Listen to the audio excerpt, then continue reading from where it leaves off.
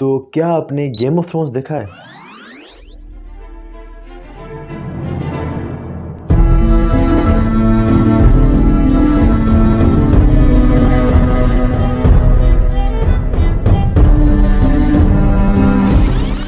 ظاہر سی بات ہے گیم آف تھرونز تو دیکھا ہوگا، مگر کیا آپ نے Pakistani version of game of Thrones دیکھا ہے؟ اگر نہیں دیکھا تو چلیں آج میں آپ کو Pakistani version of game of Thrones دکھاتا ہوں۔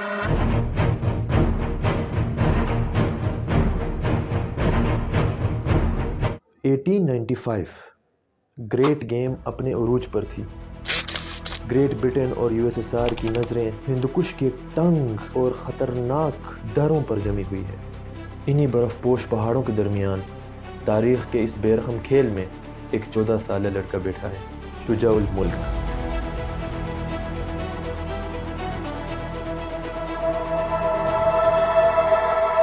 شجاع الملک کے والد عظیم متار امان الملک اب اس دنیا سے رخصت پا چکے تھے۔ بھائیوں نے بھائیوں کا خون بہایا اور تخت کے لیے ایک ایسی جنگ لڑی گئی کہ شاہی خاندان خود اپنے ہی تلوار کا شکار ہو گیا۔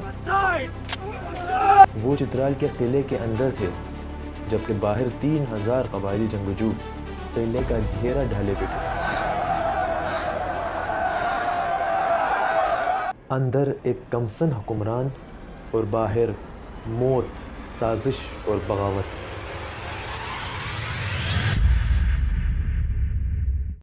چترال کی تاریخ کی بات کی جائے تو 2 بڑے خاندانوں کا ذکر کرنا فرض بنتا ہے، رئیس خاندان اور کٹور خاندان۔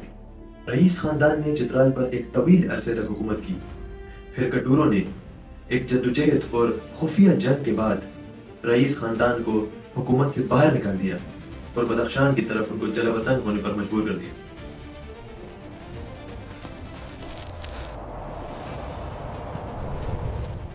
کٹور خاندان کے دل میں رئیسوں کی واپسی کا خوف اتنا گہرا تھا کہ وہ کسی بھی ایسے شخص کو زندہ نہیں چھوڑتے تھے جس کے رگوں میں رئیس خاندان کا ایک قطرہ خون ہوتا۔ یہی وہ وحشیانہ ماحول تھا جس میں شجاع الملک کے آباء و اجداد نے پرورش پائی۔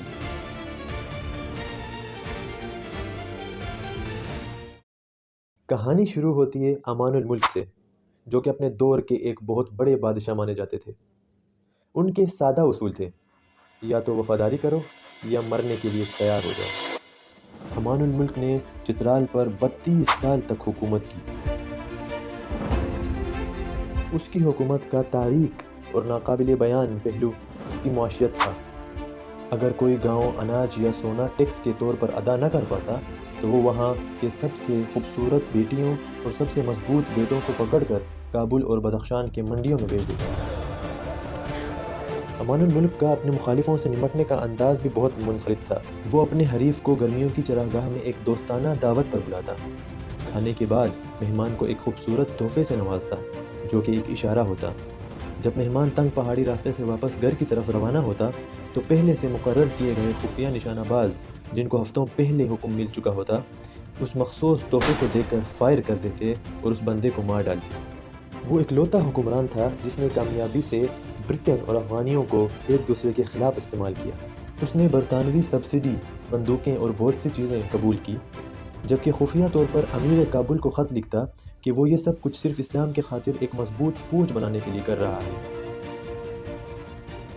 اگست 1892 میں جب وہ اپنی رسمی عدالت یعنی دربار میں بیٹھا ہوا تھا، وہ بوڑھا شخص اچانک گر جاتا ہے۔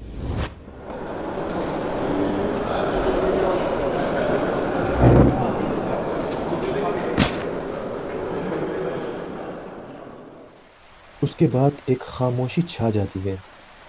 یہ خاموشی ہندوکش کے تاریخ میں گیم آف تھرونز کا آغاز کر دیتا ہے۔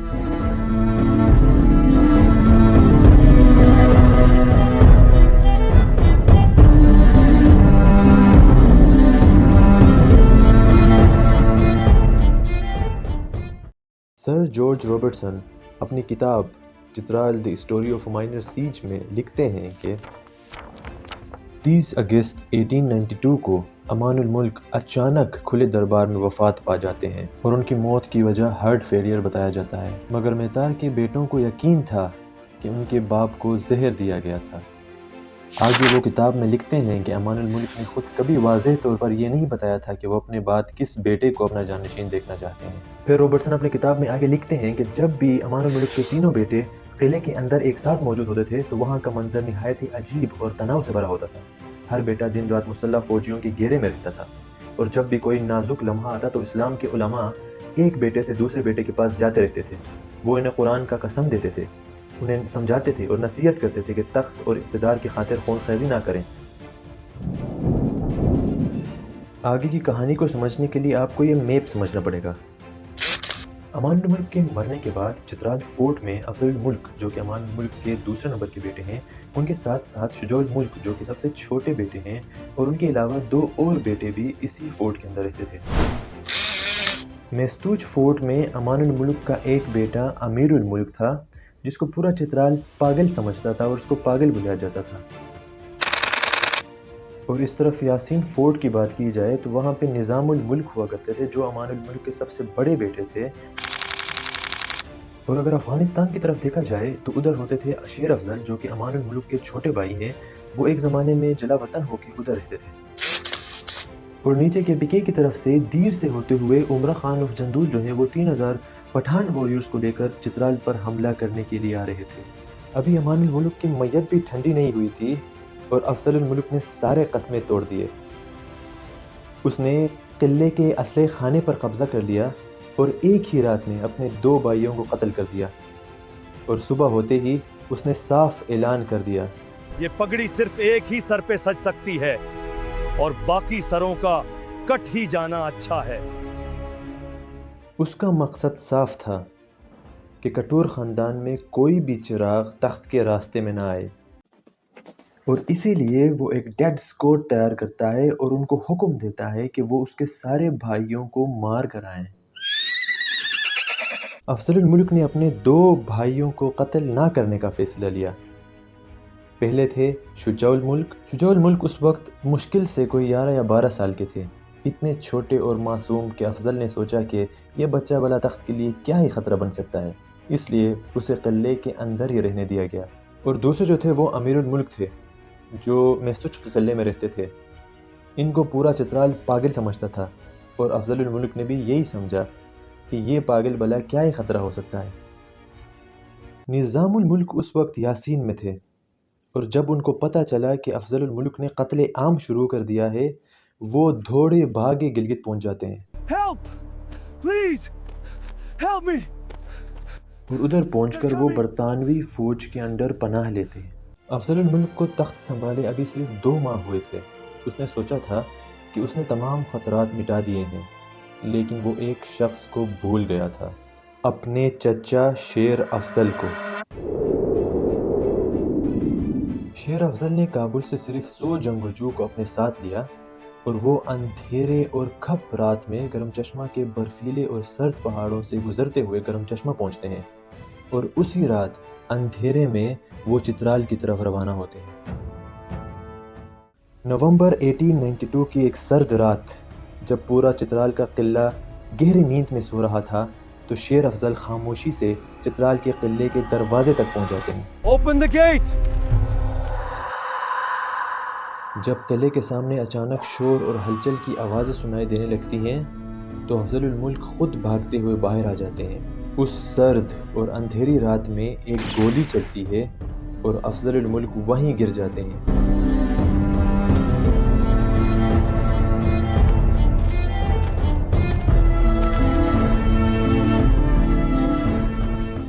افضل الملک کے قتل کے بعد شیر افضل قلعے کے اندر داخل ہوتے ہیں اور اپنے آپ کو محتار قرار دیتے ہیں۔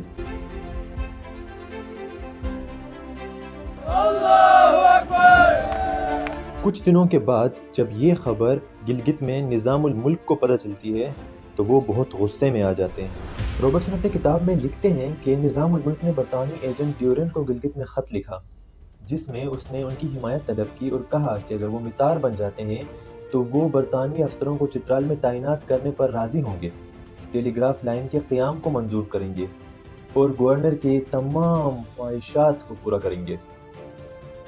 جب ڈیورنٹ نے نظام الملک کا خط پڑھا تو اسے یہ ایگریمنٹ بہت مزہ آیا، اور اس نے فیصلہ کیا کہ وہ نظام الملک کا ساتھ دے گا۔ اس نے 250 رائفلیں، 2 بندوقیں اور 1000 لیوی فورس نظام الملک کو فراہم کیا۔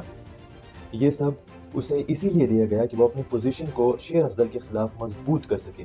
پھر آگے لکھتے ہیں کہ نظام الملک جب سرحد عبور کر رہے تھے تو ان کے ساتھ ایک بڑی تعداد میں اپر چترال کے مختلف وادیوں سے لوگوں نے شمولیت کی، جن کے ساتھ انہوں نے بچپن میں پرورش پائی تھی اور جو ہمیشہ ان سے گہرے لگاؤ رکھتے تھے۔ جب نظام الملک اپنے فوج کے ساتھ گلگت سے چترال آئے تو انہوں نے پلک جھپکتے ہی مستوج پر قبضہ کر دیا۔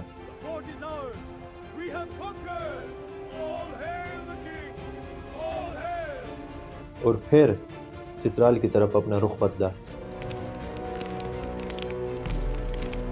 نظام الملک کی دہشت اتنی بڑھ گئی تھی کہ جب شیر افضل کو پتہ چلا کہ اس نے مستوج قلعے پر قبضہ کر لیا ہے اور اب چترال کی طرف آ رہے ہیں تو شیر افضل نے بنا لڑے ہی فرار ہونے کا فیصلہ کر لیا۔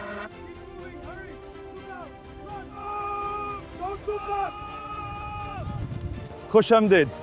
جب نظام الملک فتح یاب ہوئے اور کامیابی کے ساتھ انہوں نے چترال کی حکومت دوبارہ اپنے ہاتھوں میں لی تو روبرٹسن اپنی کتاب میں لکھتے ہیں کہ وہ اور ڈیورنٹ دونوں شندور سے ہوتے ہوئے چترال پہنچے جشن منانے کے لیے۔ اب چترال میں نظام الملک ہوا کرتے تھے، ان کے ساتھ امیر الملک ہوتے تھے جن کو پورا چترال پاگل کہتا تھا، اور شجاع الملک ہوتے تھے۔ نظام الملک نے بہت آرام سے کوئی لگ بھگ 2 سال چترال میں حکومت کی۔ ان کے ساتھ جو امیر الملک تھے جن کو ہم پاگل سمجھ رہے تھے، اصل میں وہ پاگل نہیں ہوتے۔ وہ خفیہ طور پر عمرہ خان آف جندول کو خط لکھتے تھے اور ان کے ساتھ مل کر منصوبہ بندی کر رہے تھے کہ کس طرح چترال پر قبضہ کیا جا سکے۔ 1 جنوری 1895 کی ایک خوشگوار صبح نظام الملک اپنے چھوٹے بھائی امیر الملک کو لے کر اور ایک چھوٹے سے دستے کے ساتھ شکار پر نکل جاتے ہیں۔ شکار کے دوران نظام الملک ایک پتھر پہ بیٹھے ہوئے تھے۔ وہ نظارے کے ساتھ ساتھ اس لمحے کو انجوائے کر رہے تھے اور اسی وقت امیر الملک ایک موقع کی تلاش میں تھے۔ اچانک پیچھے سے ایک گولی چلنے کی آواز آتی ہے اور نظام الملک وہیں دم توڑ دیتے ہیں۔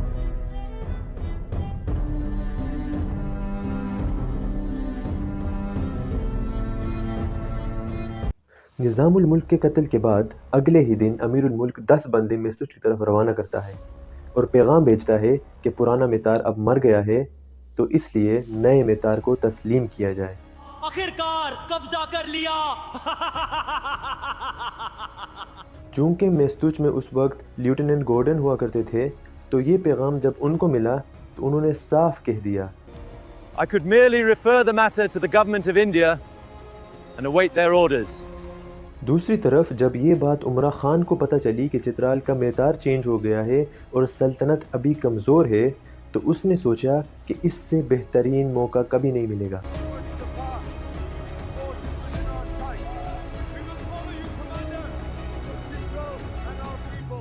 عمرہ خان کا چترال کی طرف آنے کے پیچھے بھی ایک بہت ہی دلچسپ کہانی ہے۔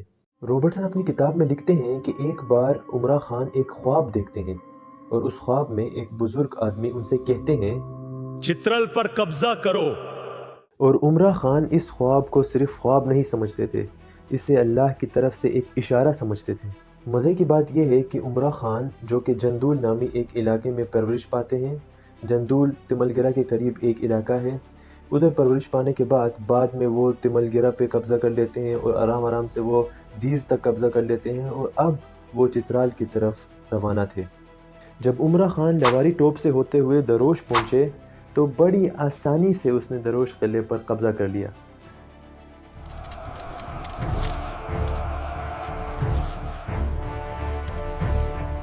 ایک اور مزے کی بات یہ تھی کہ جو شیر افضل بھاگ کر افغانستان چلے گئے تھے، جب ان کو یہ خبر ملی تو وہ بھی واپس چترال کی طرف روانہ ہو گئے۔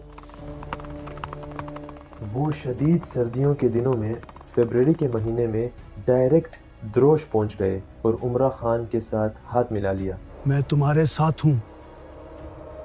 اور 27 فیبرری کو شیر افضل نے روبرٹسن کو ایک خط بھیجا۔ اس خط میں اس نے کچھ مطالبات رکھے تھے۔ اس نے کہا کہ مجھے چترال کا میتار بننے دیا جائے، آپ میری رہنمائی کریں اور جو سبسڈی ہیں وہ بھی دی جائیں، میں سب کچھ قبول کروں گا، لیکن کوئی بھی برطانوی افسر چترال کے اندر قیام نہیں کرے گا۔ 27 فیبرری کے شیر افضل کے خط کے جواب میں برطانوی افسروں نے ایک وارننگ جاری کر دیا۔ اس نوٹس میں لکھا گیا تھا کہ بہت دفعہ وارننگ دینے کے باوجود کہ چترال کے افیئرز میں کوئی مداخلت نہ ہو، عمرہ خان نے پھر بھی چترال کے اوپر قبضہ کرنے کی کوشش کی اور چترالیوں کے اوپر حملہ کیا۔ اس نوٹس میں آگے لکھا گیا ہے کہ گورنمنٹ آف انڈیا جو ہے وہ عمرہ خان کو فل اور لاسٹ وارننگ دے رہا ہے کہ وہ چترال سے 1 اپریل سے پہلے نکل جائے۔ نوٹس کے کچھ دن بعد 3 مارچ کو چترالی اور پشتون فوج دونوں ایک ساتھ چترال کے قلعے کے سامنے پہنچ جاتے ہیں۔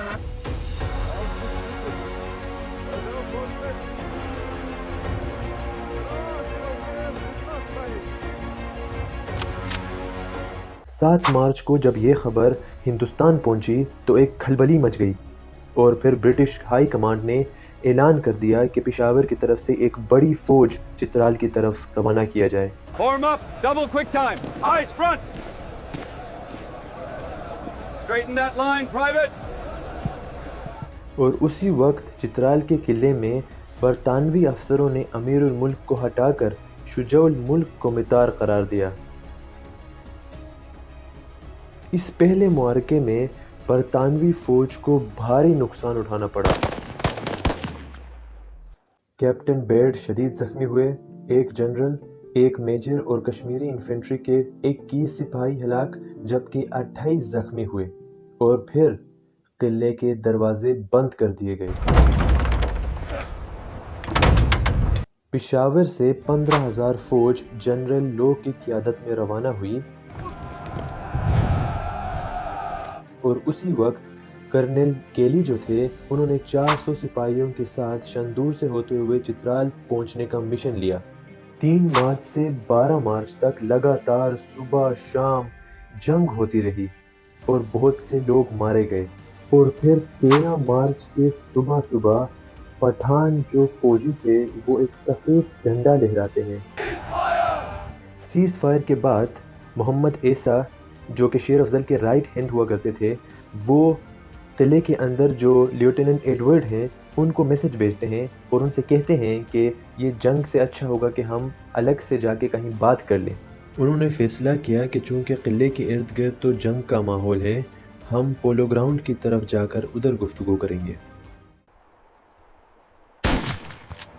ان کی آپس میں بات کرنے کی وجہ سے کچھ دنوں کے لیے جنگ رک جاتی تھی اور پھر شیر افضل پٹھان فوجیوں کو لے کر حملہ کر دیتے تھے۔ اور پھر 20 اپریل 1895 کو جب کرنل کیلی کی فوج جو کہ شندور سے ہوتے ہوئے آ رہی تھی جب چترال کے قریب پہنچی تو دشمن کے حوصلے ٹوٹ گئے۔ عمرہ خان کو احساس ہو گیا کہ اب جتنا ناممکن ہے۔ اس کی اپنی سرزمین جندول پر جنرل لو کی 15,000 فوج قابض ہو رہی تھی۔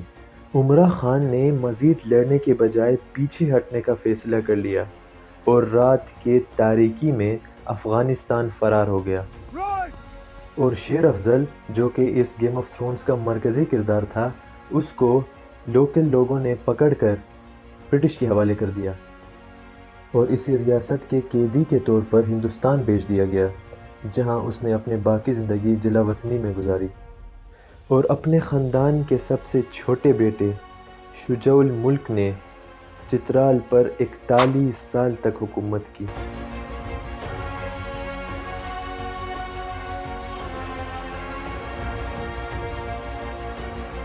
It is an honor, General. Likewise, my friend. Thank you.